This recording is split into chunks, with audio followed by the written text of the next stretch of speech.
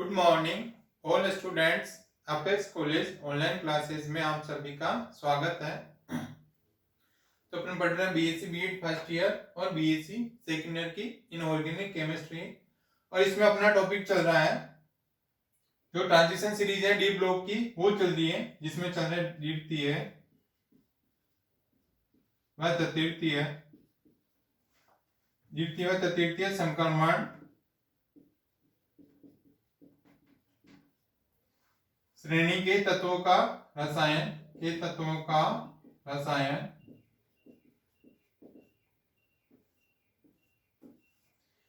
यानी chemistry of element of second and third transition series.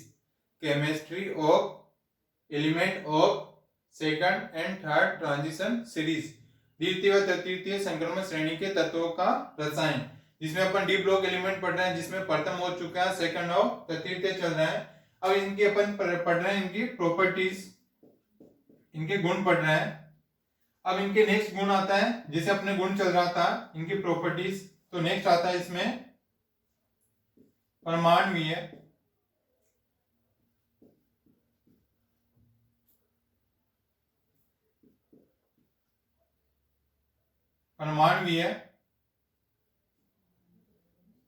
या तथा आयनिक ऊर्जा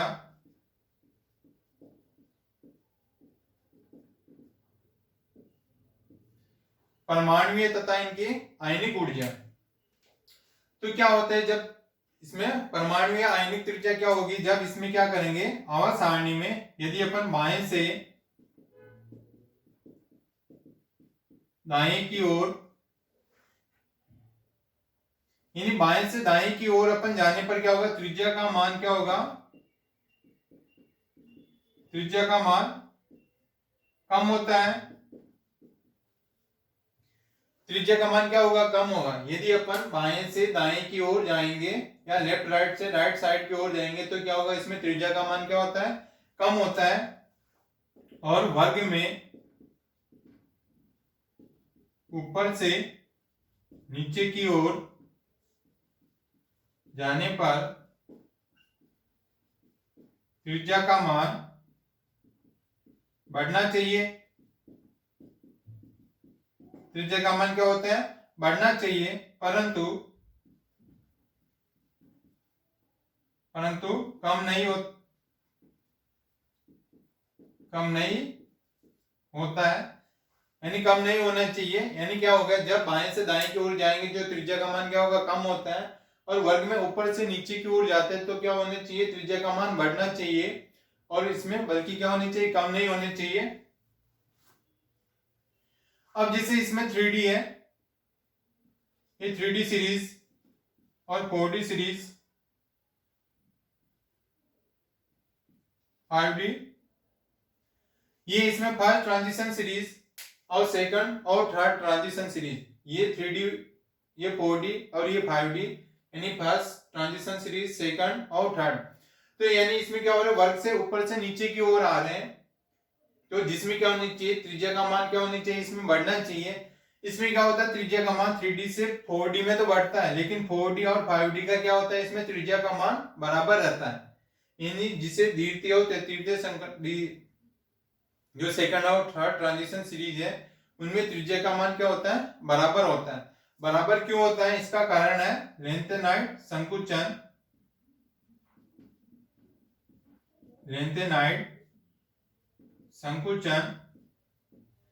तो लेंथेनाइड संकुचन के कारण क्या हो जाएगा, जिससे 3D से तो इसकी त्रिज्या बढ़ती है 4D, और 4D और 5D में क्या होगी, त्रिज्या का मान बराबर होता है। इसमें क्या होनी चाहिए, त्रिज्या का मान बढ़ना चाहिए, बल्कि क्या हो रहा है, इसमें दोनों में त्रिज्या का मान क्या होता है, बराबर होता है, क्योंकि इसमें क्या होता है, लेंथेनाइड संकुचन। अब होता है लेंथेनाइड संकुचन क्या होता है,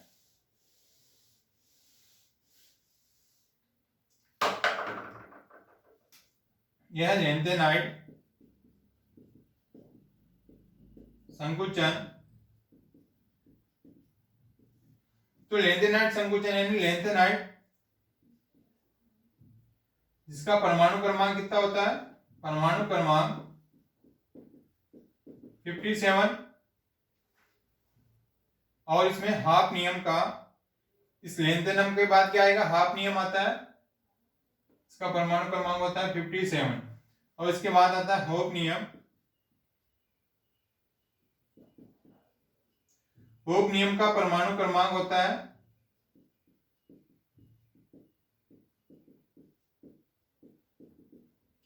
ये हो जाएगा 72, यानी जैसे लेंथेनम के बाद क्या आता है, हाफनियम, तो लेंथेनम का परमाणु क्रमांक कितना होता है 57, इसके बाद आता है हेफनियम, तो इसका परमाणु क्रमांक कितना होता है 72, तो इसके बीच में होता है लेंथेनाइड संकुचन। तो 72 के मध्य 14 लेंथेनाइड उपस्थित होते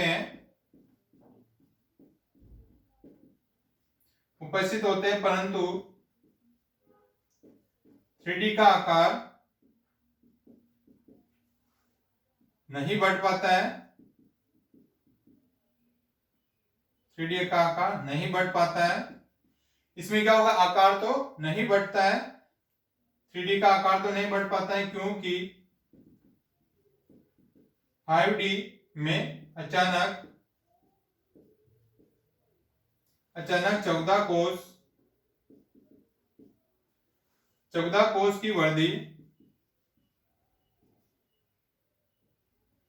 से प्रभावी नाभिकीय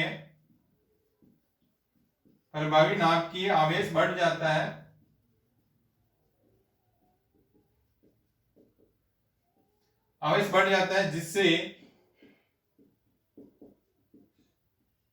जिससे बाह्यतम कोष के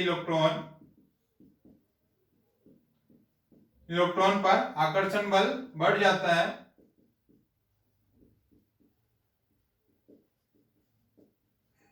जिससे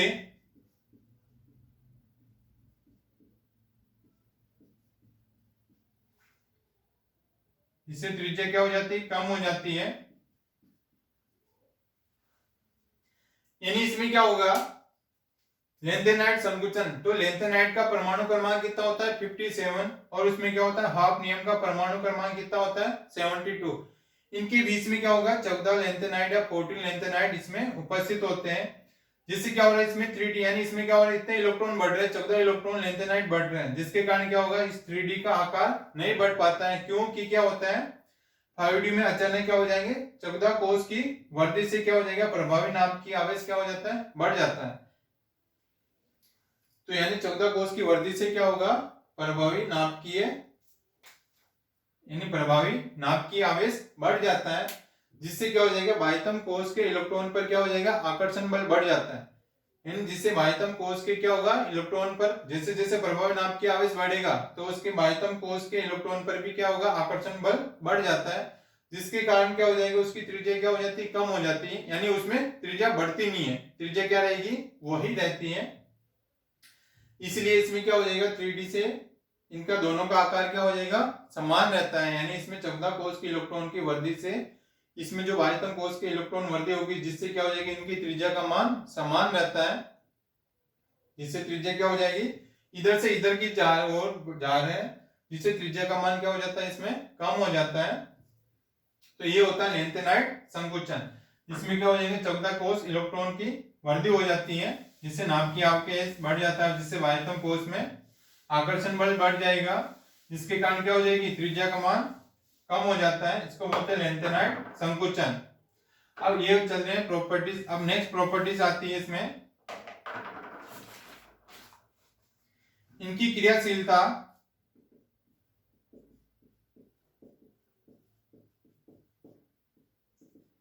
या रिएक्टिविटी। तो जैसे अधिकांश 4D व 5D तत्व क्या करेंगे, तत्व अम्लों के साथ क्रिया करके हाइड्रोजन गैस मुक्त करते हैं, यानी अधिकांश जो 4D और 5D एलिमेंट होते हैं वो क्या करते हैं, एसिड के साथ रिएक्शन करके हाइड्रोजन गैस ये मुक्त करते हैं, जैसे रूथियम,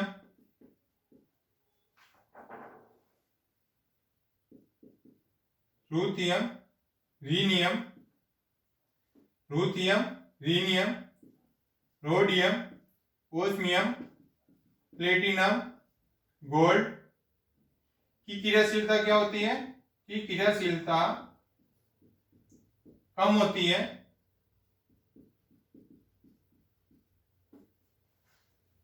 अतः इन्हें उत्कृष्ट धातु भी कहते हैं। अतः इन्हें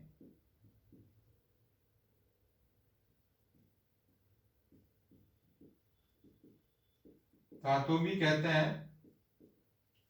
यानी इनकी रिएक्टिविटी क्या होती है? क्रियाशीलता क्या होती है? कम होती है। Ruthenium, iridium, rhenium, ruthenium, ruthenium, rhenium, rhodium, osmium, platinum और गोल्ड, इनकी क्या होती है? क्रियाशीलता कम होती है, इसलिए इनको क्या बोलते हैं? उत्कृष्ट धातु भी कहते हैं। जो अधिकांश क्या हो गए 4D और 5D एलिमेंट होते हैं वो क्या करते हैं? एसिड के साथ रिएक्शन कर लेते हैं और जिससे हाइड्रोजन गैस को ये मुक्त करते हैं। इसलिए जैसे प्लेटिनम और गोल्ड है, अपने ज्वेलरी वगैरह बनाते हैं, प्लेटिनम के और गोल्ड की जो लंबे समय तक क्या होते हैं? खराब नहीं होते, क्योंकि क्या होती है? इनकी रिएक्टिविटी क्या होती है? कम होती है, इसलिए जल्दी खराब नहीं होते हैं, तो इन्हें उत्कृष्ट धातु भी कहते हैं। अब नेक्स्ट आता है इसमें इनकी प्रॉपर्टीज, सेकंड और थर्ड की। चुंबकीय गुण,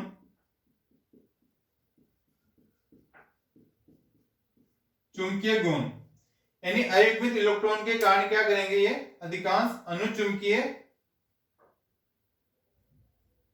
यानी क्या होता है? इनमें अनपेड इलेक्ट्रॉन पाए जाते हैं, जिसके कारण क्या करेंगे? अनुचुंबकीय व्यवहार करते हैं। यानी अयुग्मित इलेक्ट्रॉन के कारण कैसा व्यवहार करेंगे? अनुचुंबकीय, व्यवहार करते हैं। अनुचुंबकीय या पैरा मैग्नेटिक, यानी जिसमें अनपेड इलेक्ट्रॉन पाए जाते हैं तो वो कैसा रहेगा? पैरा मैग्नेटिक या अनुचुंबकीय होता है। अब नेक्स्ट आता है इनका उत्प्रेरकीय गुण।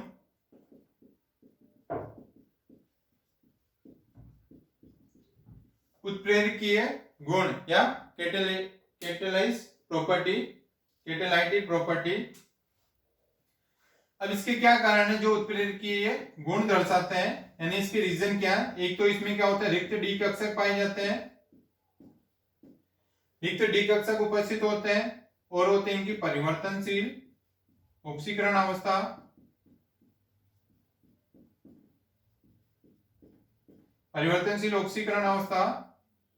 और परिवर्तनशील संयोजकता,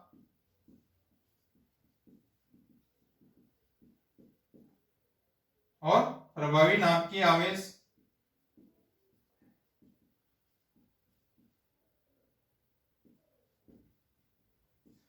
यानी इसमें कैटलिस्ट के गुण भी पाए जाते हैं। इसमें थर्ड एंड सेकंड और थर्ड ट्रांजिशन एलिमेंट में, ट्रांजिशन सीरीज में, जिसमें क्या हो जाएंगे? उत्प्रेरकीय गुण दर्शाते हैं, क्योंकि रीजन क्या है? एक तो इसमें रिक्त डी कक्षक पाए जाते हैं, परिवर्तनशील इनकी ऑक्सीकरण अवस्था होती है, और परिवर्तनशील इनकी संयोजकता होती है, और प्रभावी नाप की आवेश होता है, जिसके कारण क्या करते हैं? उत्प्रेरक की तरह ये व्यवहार करते हैं। अब जैसे उत्प्रेरक है, उत्प्रेरक कितने टाइप के होंगे?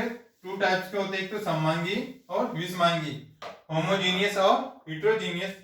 तो जो सममांगी उत्प्रेरक होता है, सममांगी उत्प्रेरक है, तो इसका क्या कारण है? परिवर्तनशील संयोजकता के कारण,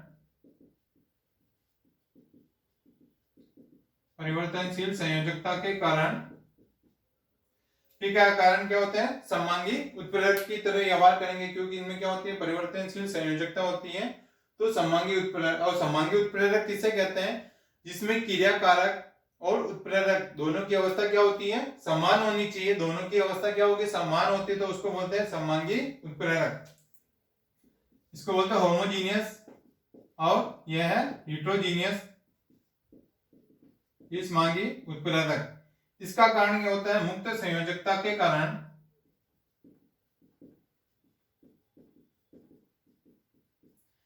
यानी फ्री वैलेंसी के कारण क्या करेंगे? ये विषमांगी उत्प्रेरक की तरह ये व्यवहार करते हैं। जैसे इसमें विषमांगी उत्प्रेरक, और विषमांगी उत्प्रेरक किसे कहेंगे? जिसमें क्या होगा, क्रिया कारक और जो उत्प्रेरक होता है उन दोनों की अवस्था क्या होनी चाहिए, डिफरेंट डिफरेंट होनी चाहिए। यानी एक सॉलिड होगा तो एक गैस फॉर्म में, एक गैस होगा तो एक लिक्विड फॉर्म में। इस प्रकार से दोनों उत्प्रेरक और क्रिया कारक की अवस्था क्या होनी चाहिए, असमान होनी चाहिए। उसको बोलते हैं विषमांगी उत्प्रेरक। जैसे इसमें ये इधर तो हो जाएगी इनकी धातु या यौगिक, और ये अभिक्रिया करते हैं। जैसे सबसे पहले इनकी इधर अभिक्रिया हो जाएगी,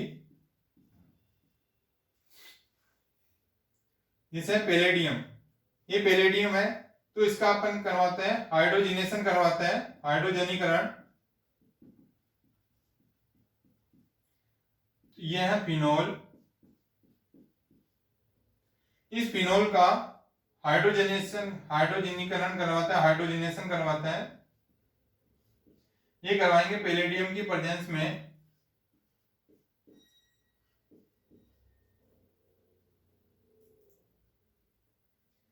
फिर बनेगा साइक्लोहेक्सेनॉल,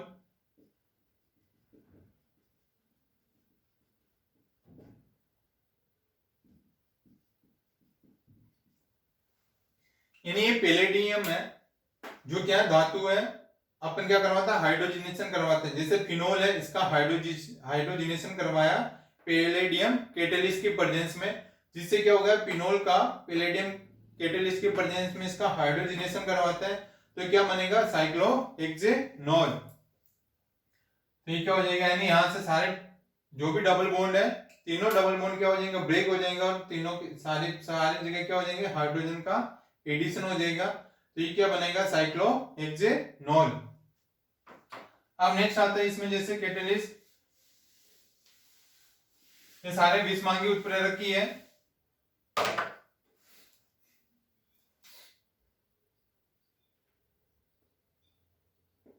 अब नेक्स्ट आता है जैसे पैलेडियम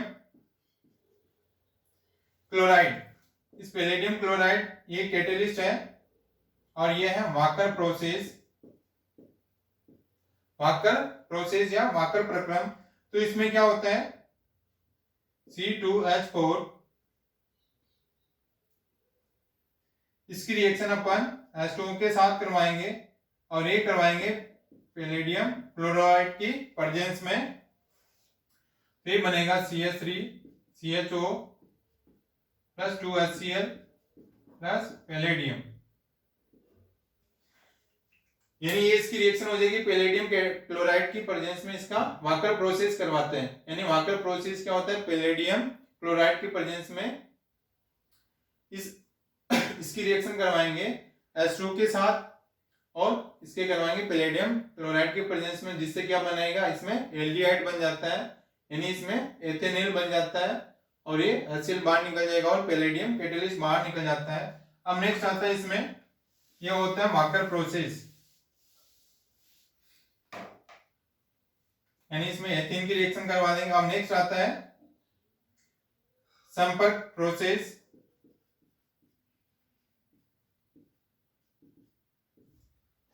संपर्क प्रोसेस या संपर्क प्रक्रम। तो इसमें क्या होता है,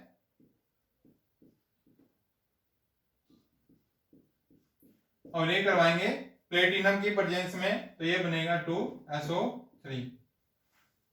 यानी संपर्क प्रोसेस क्या होता है, प्लेटिनम कैटेलिस्ट की प्रेजेंस में रिएक्शन करवाते हैं, यानी सल्फर डाइऑक्साइड की रिएक्शन ऑक्सीजन के साथ प्लेटिनम कैटेलिस्ट की प्रेजेंस में करवाता है, तो सल्फर डाइऑक्साइड से क्या बन जाएगा, सल्फर ट्राइऑक्साइड बन जाता है।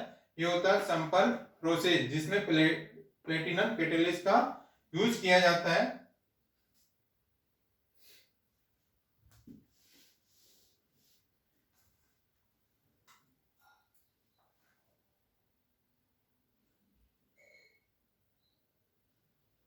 और आता है इसका यूज भी करता है अपन एडम उत्प्रेरक, एडम उत्प्रेरक के रूप में भी यूज करते हैं। एडम उत्प्रेरक क्या होता है, ये होगा प्लेटिनम, प्लेटिनम के ऑक्साइड,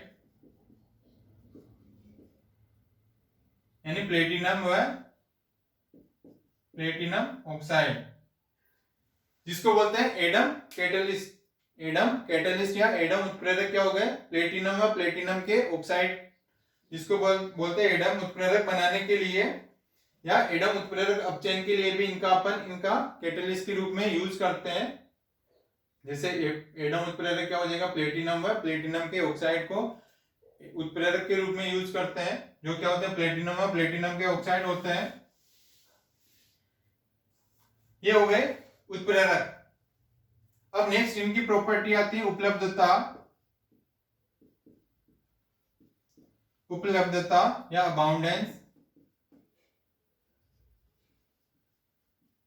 अबाउंडेंस या उपलब्धता।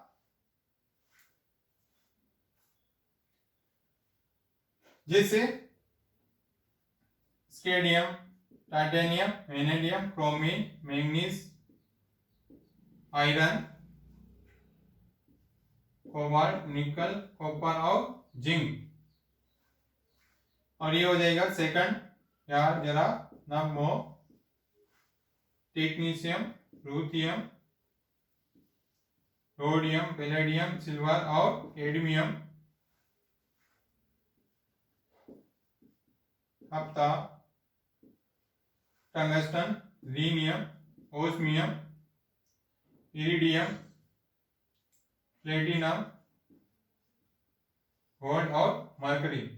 ये हो जाएगी फर्स्ट ट्रांजिशन सीरीज, सेकंड और थर्ड ट्रांजिशन सीरीज। तो इनकी उपलब्धता क्या होती है, जैसे टाइटेनियम है, इस टाइटेनियम की उपलब्धता होती है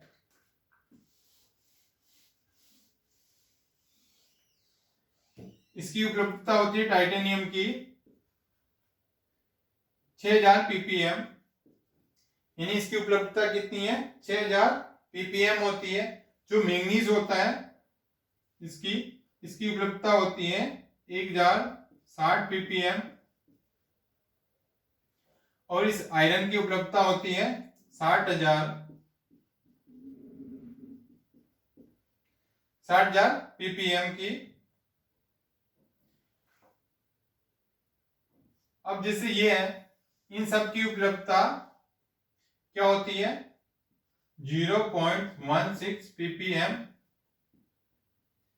यानी प्रकृति में क्या होता है, जो प्रथम ट्रांजिशन सीरीज है इनकी उपलब्धता क्या होती है ज्यादा होती है, यानी इसमें टाइटेनियम की उपलब्धता कितनी होगी 6000 ppm, और मैंगनीज की होती है 1060 ppm इसकी उपलब्धता होती है। और जो आयरन होता है सबसे ज्यादा आयरन की उपलब्धता होती है, यानी लोहा, उसकी होती है 60000 ppm। और जो सेकंड और थर्ड ट्रांजिशन एलिमेंट होते हैं ये सारे, इनकी प्रकृति में क्या होती है उपलब्धता बिल्कुल कम होती है। कितनी परसेंट होती है 0.16 ppm इनकी इतनी उपलब्धता होती है, यानी ये सबसे कम मात्रा में ये प्रकृति में पाए जाते हैं। कितने 0.16 ppm इनकी ये उपलब्धता रहती है। अब नेक्स्ट आता है इसमें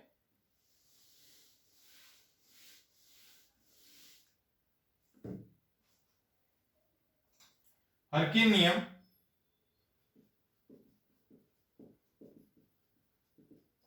हर्किन नियम, तो हर्किन नियम क्या होता है, जैसे परमाणु क्रमांक सम संख्या में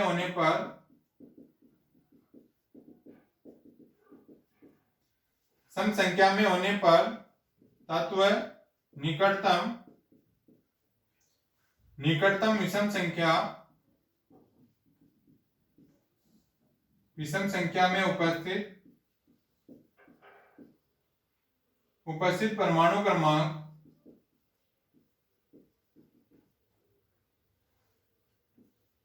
क्रमांक वाले तत्व की लब्धि अधिक होती है। यानी हर्किन रूल ये क्या होता है, जैसे परमाणु क्रमांक जो सम संख्या में होने पर, यानी जिनका परमाणु क्रमांक क्या होगा सम संख्या होती है, सम संख्या में होने पर तत्व निकटतम, जो उनके पास में क्या होते हैं विषम संख्या में उपस्थित परमाणु क्रमांक वाले तत्व की क्या होती है लब्धि अधिक होती है। यानी विषम संख्या में उपस्थित परमाणु क्रमांक वाले तत्व की क्या होगी लब्धि अधिक होती है। यानी सम संख्या के जो पास में विषम संख्या वाले जो एलिमेंट होते हैं उनकी उपलब्धि या उनकी अबाउंडेंस क्या होती है, ज्यादा होती है। जैसे इनका अपवाद होता है, मैंगनीज। और मैंगनीज क्या होता है, इसका परमाणु क्रमांक क्या होता है 25। 25 क्या होता है, विषम संख्या। और इसके साथ में क्या होता है आयरन, इसका होता है 26। यानी ये क्या है, हर की नियम क्या होता है, परमाणु क्रमांक सम संख्या में होने पर क्या होगा, विषम संख्या में उपस्थित परमाणु क्रमांक तत्व की क्या होती है, लब्धि अधिक होती है। तो ये इनका अपवाद होता है मैंगनीज, ये क्या होता है विषम संख्या में होता है, तो इनकी उपलब्धता क्या होनी चाहिए, हर के नियम के अनुसार क्या होनी चाहिए, ज्यादा होनी चाहिए। बल्कि इसमें क्या होता है मैंगनीज की उपलब्धता क्या होती है, कम होती है। इसकी उपलब्धता कितनी होती है 1060 ppm, यानी 1060 ppm। और इस आयरन की उपलब्धता होती है कितनी 60,000 ppm। यानी ये इसका अपवाद होता है, यानी ये क्या हो जाएगा अपवाद। यानी हर की नियम क्या होते हैं, यानी जो सम संख्या के जो पास में विषम संख्या वाले परमाणु क्रमांक वाले का क्या होती है उपलब्धि या अबाउंडेंस ज्यादा होनी चाहिए, ज्यादा होती है। लेकिन ये मैंगनीज अपवाद है, क्योंकि ये विषम संख्या में है, इसकी अबाउंडेंस ज्यादा होनी चाहिए, बल्कि क्या होती है इसमें कम होती है, क्योंकि इसमें अपवाद है ये। तो इसकी होती है अबाउंडेंस 1060, और इसमें आयरन की कितनी होती है 60,000 ppm। जैसे 3D श्रेणी पृथ्वी की सतह का 7% निर्माण करती है। जो 3D श्रेणी होती है, 3D श्रेणी जिसमें स्केडियम, टाइटेनियम, वेनेडियम, क्रोमिन वाले, ये 3D श्रेणी क्या करते हैं, पृथ्वी की सतह का 7% ये निर्माण करती है, क्योंकि इनकी उपलब्धि क्या होती है सबसे ज्यादा होती है, इसलिए ये पृथ्वी की कितनी सतह का 7% निर्माण करती है। ये अपना कंप्लीट ये अब इनमें क्या पढ़ेंगे अपन नेक्स्ट क्लास में, सेकंड और थर्ड ट्रांजिशन सीरीज एलिमेंट में क्या क्या डिफरेंट है, वो अपन नेक्स्ट क्लास में इनका डिस्कस करेंगे। ओके, बाकी नेक्स्ट क्लास में डिस्कस करेंगे।